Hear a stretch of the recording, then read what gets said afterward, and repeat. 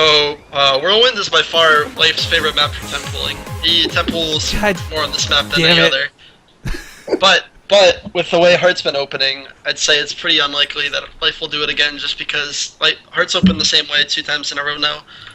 This is actually probably one of the worst maps for Reapers, though. If Heart was gonna mix it up any game, I'd say it's this one. Level with me, Sasquatch. On purpose or accident? Definitely an accident. It's all good. But okay, ladies and gentlemen, awkwardness aside, well, not awkwardness aside, this is, of course, the awesome Awkward TriCast on Base Trade TV. We do have these from time to time. And, of course, today's guest is Complexity Sasquatch. Of course, you've got your regular broadcasters, Rifkin and Doom. And on Whirlwind, spawning the lower left corner of the map, oh, I gotta do this, the red Terran player, boom, boom, boom, boom, boom, boom, it is Heart. Oh my god. His opponent in the northwestern corner of the map, from StarTale, GSL champion, StarTale Life. I'll take the nerd penalty on that one, but it was worthwhile for the introduction. But yeah, Whirlwind, you know, despite what anyone says about this map, the one thing that always reigns true for me, just because of all the games I've cast on it, is like, big map, you expect crazy macro games, 50-minute whatever, but realistically, this is a map that has a lot of really short games on it. Yeah, and Life is not templing. And Heart is actually going Reapers again, which is very surprising to me, because Reapers, you really can't do much. There's very little access to the main. Really, it's just from the one part of the natural, so... well, there's even less access to the natural. You gotta go through the ramp. There's no cliffs to jump through. Yeah, it's very bad for Reapers, but... with the way Heart's been playing, he isn't really trying to do a lot of damage with Reapers or anything. He's really just using it for the scouting information and for pressuring with the Hellions. And if he's playing that way, then Reapers are a fine choice, in my opinion. Yeah, there's kind of this like pro and con. Like a Reaper, if you're just doing scouting, the SCV will do the same job, but the Reapers always get that chance it'll kill a couple units on the way out. Sadly, an SCV with its drilling claw is not that strong. Sorry, fusion cutter. But he'll get a lucky scout off here initially. Yeah, that's very nice as a Zerg player when your first Overlord is the one that scouts them. That helps a lot. Mm-hmm. Especially since he just sees immediately that it's the same. I mean, it could be a 1-rack CC, but it looks like the same opener again. He's on the Marine or anything.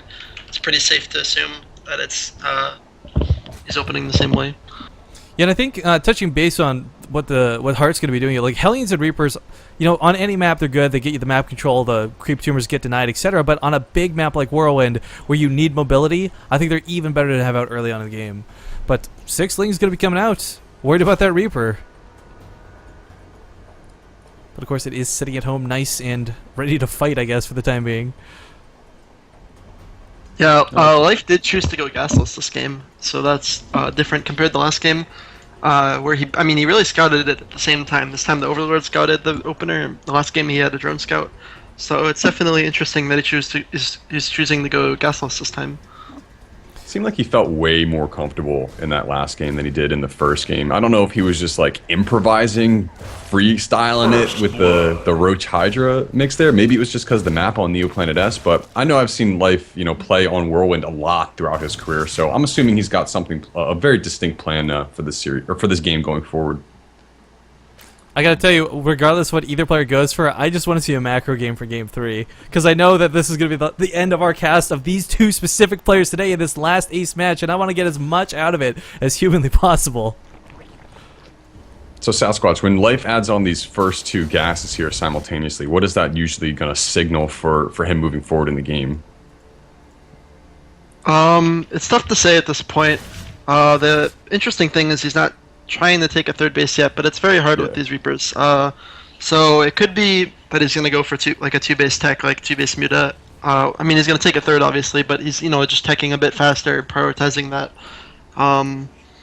Really, it's all about when you open gasless, try your third timing against Reaper Hellion, because it is very hard to do it without speed. Without wing speed, the drone is just going to get sniped every time, pretty much. The queens can't go too far off creep, or the Hellions and Reapers will, kill them. So, really feels like Hart has been targeting the third base specifically with that small contingent of Hellions, 2 Reapers, and the Banshee for support as well. So that's definitely something that Hart is very conscious of. And again, I'm wondering if this is, studying that Hart's done from on life coming into this tournament, or if it's just his natural, inclination to think of how Zerg players play. So Life is going to try to take the third right now. And actually, Hart is conveniently kind of pulled back. So I'm not sure why. He might have been scared of something. But this is actually going to work out well. Something spooked him. I was going to say, I think as much as I had said before I didn't want to restart my StarCraft, I'm going to have to after this series is over, though, because now Whirlwind is stretching the graphics out, too.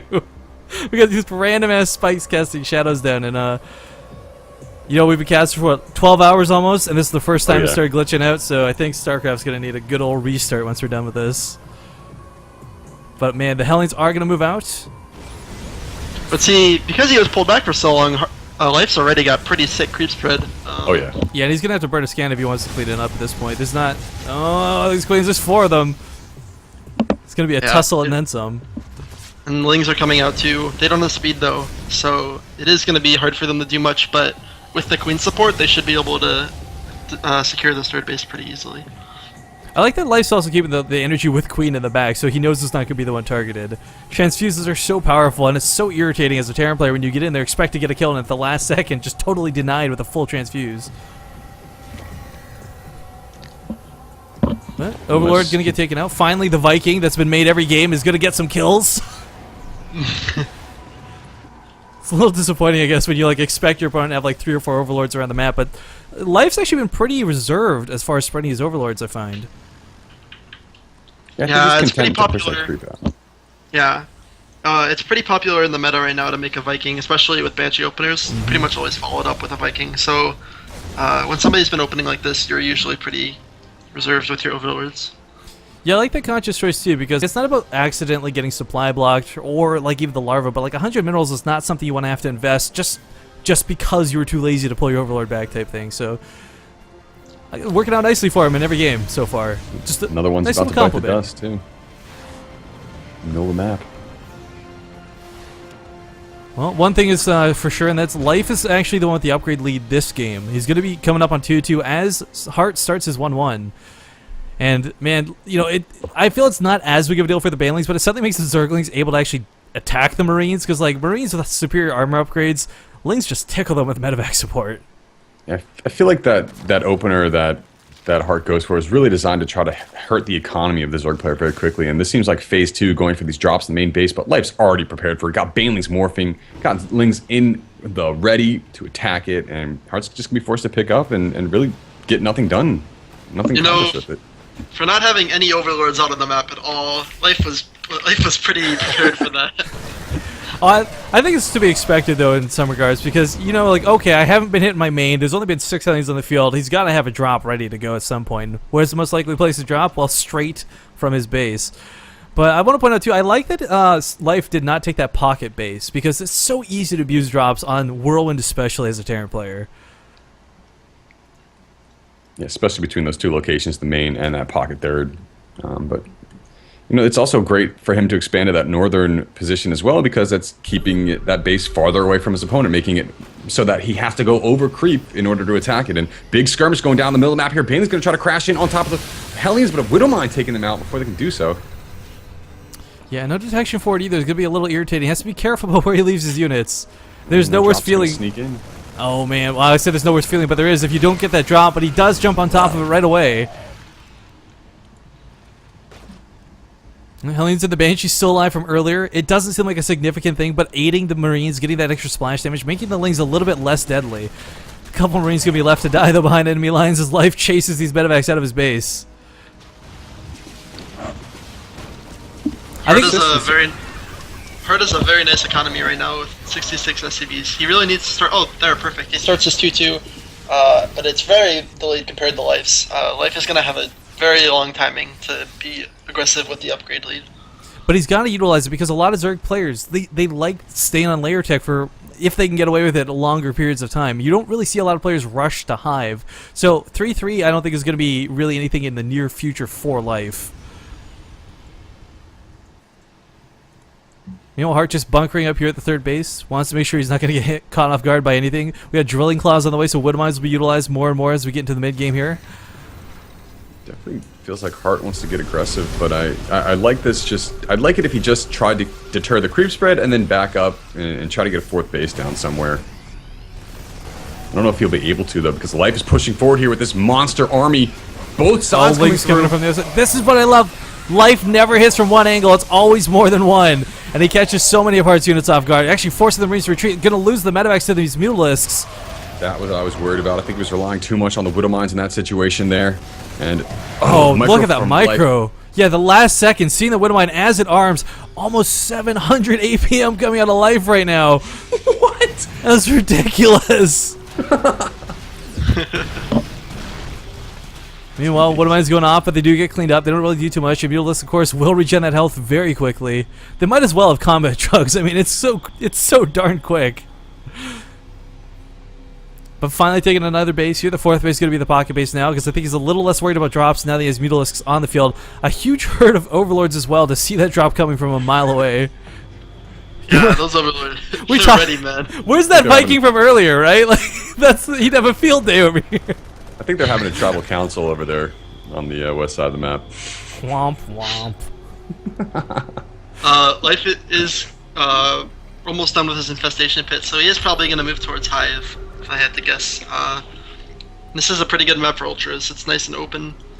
Lots of places to have big open fights, which is what Ultras want. Well, he's going to collect some nice small fights here. The Banelings clean up all those Marines. Lickety split. The bunker's already burning. Doesn't even need to use the Banelings on him. Decides to pull them back for the time being, but here's that second wave of Marines. They're going to crash right into the Banelings. Actually, Marauders and Widow Mines clean up the hits quite nicely, but still, there's a lot on the ground, and Life's actually going to pull back. He can't really fight into those missile turrets.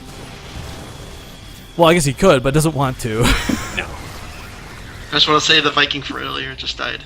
Oh. How many kills did it have? I didn't check. Probably one. Yeah, probably one. I was going to say, because it got like the one Overlord from the middle of the... No, two. He had at least two. He died a hero. Cost-efficient hero. Yeah, sure, we'll label it. That'd be like the worst thing to have on your tombstone. Here lies Sasquatch. He was very cost-efficient. Alright, the upgrades have evened out for both players, so we're on even standing there. Nice Widow Mine hit goes off there. A little bit rough for Life, of course. Meanwhile, Mutalisks actually going to get right into the natural. Only one turret to defend. Widow Mine will not actually go off. The Mutalisks kill it way too quickly. The Baneling's going to bust right on through. The SCVs are going to die. Oh my god. Big explosions going off. Meanwhile, the third base is being ransacked while this is going on as well. And being on even upgrades, the Marines are having trouble contending with this many Lings. And the Mutalisks still just moving on to the main. That natural, or sorry, not the natural, the production getting camped a little bit here. Hart's desperately trying to drop the third base of Life to the top here, but it's going to be deterred. Looks like he's got a decent position there with the Marines, but the Lings are going to come in and try to clean that up. The economy for Hart has been crushed, guys. 27 SCVs to 72 drones at this point in the game. Sure, his army supply is looking good and superior to Life's, but just in terms of economy, adrenal glands coming here. Life is just hitting his stride here in the game, taking his fifth base simultaneously. Ooh, nice pick up the medevac on the way out too. But yeah, there's still so many Lings. Oh my god, every time I come over here, this black area gets bigger. But anyway, so many more Lings going to flood on into the natural. I mean, Hart just can't catch a break, and this is what's so good about Life. He's relentless. He doesn't give up. He doesn't give you any breathing room. Kind of, I guess, we're paying him for making the game so quick. I don't know. Man, as Hart leaves the base, Lings just come in immediately from both sides and, like, kill SCVs. Yeah, they're right on top of the production, too. It's oh my gosh. One Marine at a time out of these tech labs. They just can't deal. Meanwhile, do we even have an Ultralisk Cavern? I think he just went straight to Adrenal Glands. Yeah, yep. No Ultralisk Cavern. He can do this with Lings. He's the king of Lings. And oh man, actually, that's kind of interesting. I'm not sure what that's for. Because, just in case he's not as ahead as he thought he was. Well, this is going to get harder and harder for Hart to try to do anything in the game. And there's the tap out. GG. StarTale Life takes it down 2-1 after losing the first game in the best 3 series. But a great TVZ to say the least. Thank you guys for tuning in. I hope you enjoyed it. We'll be moving on to MMA versus Ryung next. So if you like Axiom players, don't go anywhere. We're not done with them just